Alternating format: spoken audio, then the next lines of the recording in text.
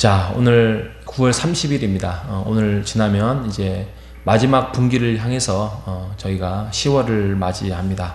오늘은 요한계시록 13장과 14장을 함께 114 말씀을 함께 합니다. 요한계시록의 13장은 두 마리의 짐승이 나옵니다. 한 짐승은 바다에서 나오고요. 그 다음에 13장 11절에 보면 또한 짐승은 땅에서 나옵니다. 근데 13장은 정말 괴물입니다. 괴물. 딱 보면 쟤는 사단의 수하다 할 정도로 괴물이에요. 그 한번 13장에 우리가 한번 오늘 집에 가서 한번 읽어 보시면 알겠지만 사도 요한이 환상을 통해서 봤던 이 바다의 짐승은 뿔이 10개예요. 뿔이 10개요. 머리가 7개랍니다. 엄청난 괴물이죠. 만화 영화에서 나올 수 많은 내용인데, 근데 이 짐승이 세상의 여러 나라를 지배하고 있고 자기의 영광을 취하고 하나님의 이름을 모독하고 있고 그의 권세는 마귀로부터 왔다 그렇게 말을 하고 있습니다. 그리고 하나님을 대적하는 이 세상의 마귀에게 속하여 마귀에게 권세를 받고 있는, 그래서 굉장히 보기만 해도 좀 무시무시한, 그래서 이걸 이제 상징적으로 본다 하면 저 괴물 우리가 피하면 되지, 도망가면 되지, 뭐 이렇게 가까이 할 필요 없다 이렇게 할 수 있는데, 이 두 번째 이제 동물인가요? 두 번째 나타내는 짐승은 이게 이제 헷갈리는 사람입니다. 이게 11절에 보면은 땅에서 올라오는 이 사람은, 이 짐승은 거짓 선지자라고 합니다. 그래서 14장 11절에 보면은 내가 보매 또 다른 짐승이 땅에서 올라오매 어린 양 같이, 여기서 어린 양은 이제 예수님을 상징하거든요. 어린 양 같이, 양들이 이제 뿔이 이렇게 살짝 있잖아요. 그러니까 뭐 우리가 알아볼 수 없을 정도로 정말 교묘하고 이렇게 이제 생겼다는 거예요. 생김새가. 그래서 예수님을 모방한 것 같이 말이 뭐 능통한다든지 굉장히 선한 말을 한다든지 뭐 이런. 근데 이런 짐승은, 이 짐승은 한마디로 거짓 선지자라고 합니다. 거짓 선지자. 이 거짓 선지자가 사람을 미혹하게 해서 오른손이나 이마에 표를 받게 하는데 그 표는 666이다. 이제 이렇게 성경은 말하고 있습니다. 우리가 이제 666 그러면은 뭐 옛날에 뭐 이렇게, 지금은 요즘 제가 못 봤는데 이렇게 편말 들고 이게 요한계시록 이 본문 딱 들고 666을 표를 이마나 뭐 팔에 받는 사람은 지옥에 갑니다. 막 그렇게 막 모자 쓰고 그런 분들 나타나서 막 많이 있었어요.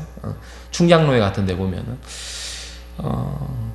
근데 이 666은요, 666은 상징적인 의미였어요. 뭐 그 당시에 거의 이제 신학자들이 그때 666을 이거를 이제 풀어서 하면은 그 로마의 황제의 이름을 상징한다. 뭐 이렇게 이제 했는데, 뭐 오늘날로 봐도 이제 결국에는 마귀의 속함을 받은 거짓 선지자의 행동들, 이런 것들을 이제 666으로 이제 표현을 하죠. 뭐 우리가 뭐 버스를 타거나 또 아니면은 뭐 이렇게 번호표를 받았는데 666이다. 그러면 오늘 내가 재수가 없구나. 이런 게 아니라 이런 건 아니죠.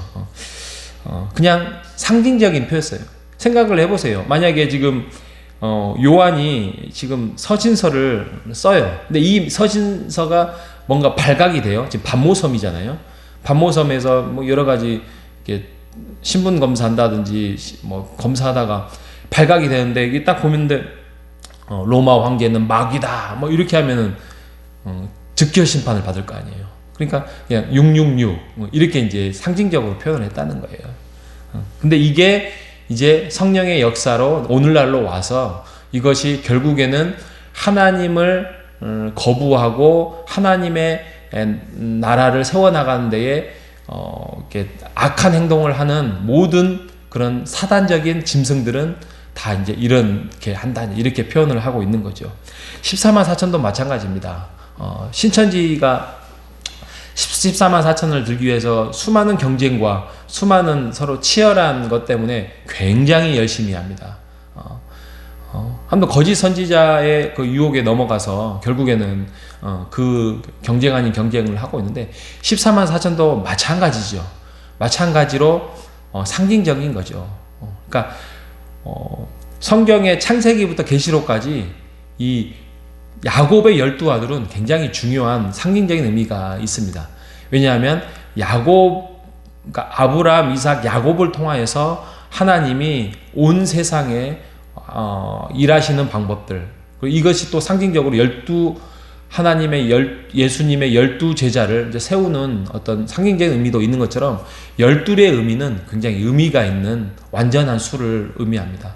근데 여기서 14만 4천이 보통 어떻게 사람들이 이해를 하냐면, 보면은 이제 12,000명의 그 12지파의 사람들을 이렇게 선택을 합니다. 그러니까 12지파의 12,000명이 12지파면은 14만 4천이 되잖아요. 그러니까 완전한 수에 또 완전한 수를 더하기 때문에 이게 이제 하나님의 백성은 하나님의 완전한 때에 완전한 수를 채워서 완전한 구원을 이룬다. 이렇게 이제 요한이 편지를 썼던 겁니다.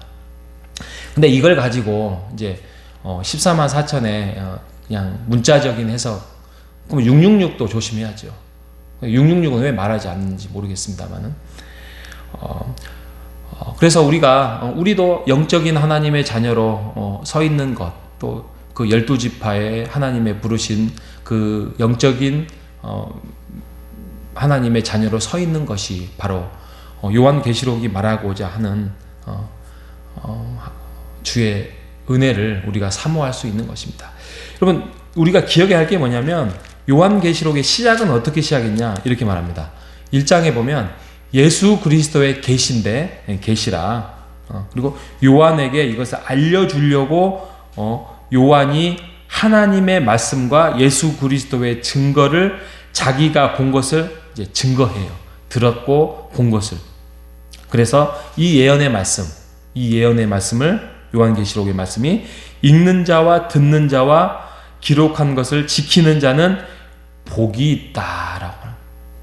그러니까 하나님의 어떤 주의 말씀을 알리고 선포하고 또 이것을 지키게 하기 위해서 그거를 알고 깨닫고 하는 자에게는 복을 임하게 하기 위하여서 이 요한계시록이 기록됐다라는 것이에요. 그러니까 무서운 책도 아니고, 이것을 무슨 이렇게 그저 하나님의 뜻을 모르는 사람들은 이것들이 다 비밀이고 다 무슨 말인지도 모르고 굉장히 두렵고 그런 건데, 하나님의 뜻을 알고 순복하고 살아가는 자에게는 복이 임할 수 있는 책이 바로 요한계시록이라는 것입니다. 우리가 그러잖아요. 뭔가를 알면 두려움이 없어요. 그런데 모르면 두렵잖아요. 그죠? 뭔가 하나님을 우리가 모르면 하나님은 두려운 존재예요. 근데 하나님이 우리의 아버지가 되시고 얼마나 사랑과 은혜가 풍성하셔서 인내 많이 하시고, 또 그 돌아온 탕자의 아버지의 비유처럼 끝까지 우리를 기다리시고 인내하시고, 정말 우리가 죄를 지을 때 그 죄 속에서 이 녀석아 너 내가 심판하겠다라는 그런 무서운 심판자가 아니라 아버지의 심정으로 돌아오기를 바라는 하나님의 눈물 같은 그러한 사랑, 그게 아버지 우리 하나님이잖아요. 그래서 하나님을 안다면, 하나님이 어떠한 분인을 안다면 우리가 두려워할 이유가 없습니다. 하나님의 나라를 우리가 사모할 수 있을 것이며, 우리가 하나님을 더 깊이 교제하면서 더 풍성한 감사와 은혜와 찬송으로 우리가 살아갈 수 있는 것입니다. 자, 우리가 오늘 요한계시록 또 한 장 마치면 내일부터는 창세기로 우리가 또 넘어갈 텐데, 우리가 이 말씀을 통하여서 우리가 큰 위로받고, 또 우리가 어떤 666이나 14만 4천이나 또 신천지의 어떤 친절함이나 이런 거짓 선지자에 우리가 현혹되지 않고, 우리가 주의 말씀 안에서, 우리 호산나 교회 안에서 우리가 든든하게 주님과 함께 만나고 성도들과 함께 교제하며 아름다운 교회 공동체를 세워나가는 우리 모두가 되시기를 주님의 이름으로 축복합니다. 하나님 아버지 감사합니다. 세상에 눈에 보이는 악한 영들이 영적으로 있고 또 정말 선하게 선지자처럼 예수님의 모습처럼 나타나는 악한 영들도 있습니다. 이런 것들은 시대에 우리가 분별해야 할 우리의 사명이며 하나님의 말씀 안에서 우리가 곡해하고 잘못된 길을 가고 있는 그러한 세상을 향해서 우리가 말씀으로 잘 깨어 있어서 준비하여서 그들을 물리치고 거절하며 하나님의 말씀으로 온전한 교회를 세워나가는 것이 우리의 사명임을 우리가 고백해 봅니다. 하나님, 이제 9월을 마무리합니다. 하나님, 9월을 마무리하면서 지난날 하나님께서 우리에게 베풀어 주신 은혜를 다시 한번 사모하게 도와주시고 감사하며 하루를 살아가게 도와주시고 내일부터 시작되는 10월의 마지막 4분기를 우리가 열매를 맺혀가는 가을이 될 수 있도록 주님 인도하여 주시옵소서. 말씀을 사모하게 도와주시고 기도로 깨어있게 도와주시고 우리가 성도 교제 안에서 서로 교제하며 서로 주님의 은혜의 교회를 세워나갈 수 있도록 주님 인도하여 주옵소서. 살아계신 예수님의 이름으로 기도합니다. 아멘.